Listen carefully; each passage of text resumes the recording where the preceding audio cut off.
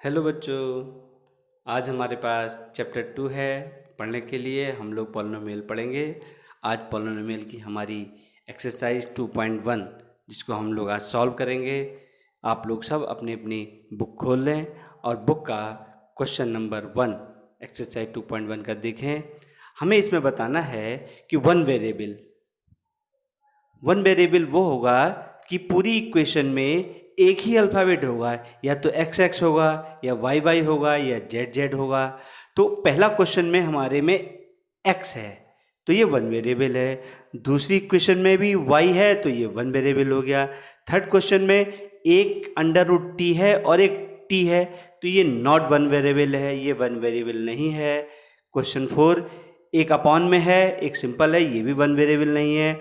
और question number 4 ये भी हमारा वन वेरिएबल नहीं है, क्योंकि इसमें एक x है, एक y है और एक z है। तो हमको क्या करना है, जिसमें सभी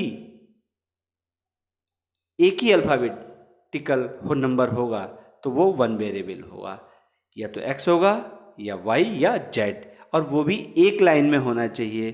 अपॉन में नहीं होना चाहिए, डिवाइड में नहीं होना चाहिए, तो वो हमारा वन वेरिएबल होगा। ध्यान आ गया?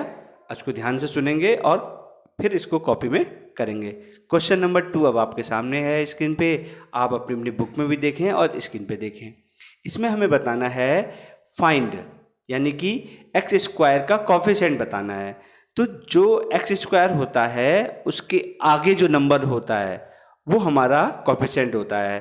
तो पहले वाले क्वेश्चन में एक्स स्क्वायर के आगे हमारा है 1, कुछ नहीं होता है तो वहाँ होता है 1, तो एक्स स्क्वायर का कोफिशिएंट क्या हो जाएगा 1। सेकेंड इक्वेशन में एक्स स्क्वायर के आगे है माइनस, तो हमारा इसका कोफिशिएंट क्या हो जाएगा -1। फिर पाई 2 और तीसरे में एक्स स्क्वायर है नहीं चौथे में, तो हमारा वो 0 होगा कोफिशिएंट। ठीक है। अब क्वेश्चन नंबर 3 आया। थर्ड में क्या है कि डिग्री बतानी है और उसको पॉलिनोमियल दिया है क्वेश्चन, उसको हमें बनाना है। तो कोई भी नंबर बना के आप लिख सकते हैं।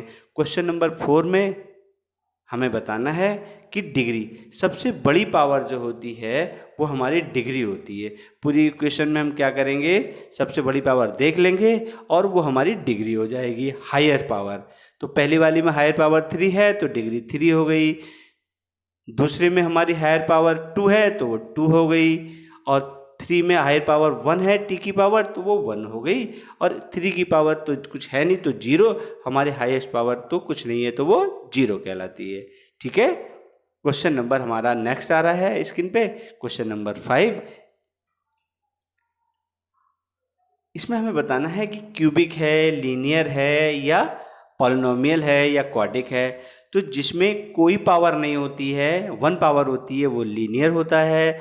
जिसमें 2 पावर होती है, 2 पावर होती है, वो क्वाड्रिक होती है। जिसमें 3 पावर होती है वो क्यूबिक हो जाती है। और जिसमें 3 से ज़्यादा पावर होती है वो हमारा पॉलिनोमियल हो जाती है। ठीक है ना। अब हम इसको ध्यान से सुनेंगे और आपने ध्यान से सुना होगा, ध्यान से समझा होगा। आप अपनी अपनी कॉपी में इसको करेंगे। कोई कमी होगी तो आप लोग समझ गए होंगे इसको, है ना, कि अगर कोई पावर है तो पावर के हिसाब से वो इक्वेशन बन जाती है। तो घर में रहें, सुरक्षित रहें। धन्यवाद। Take care.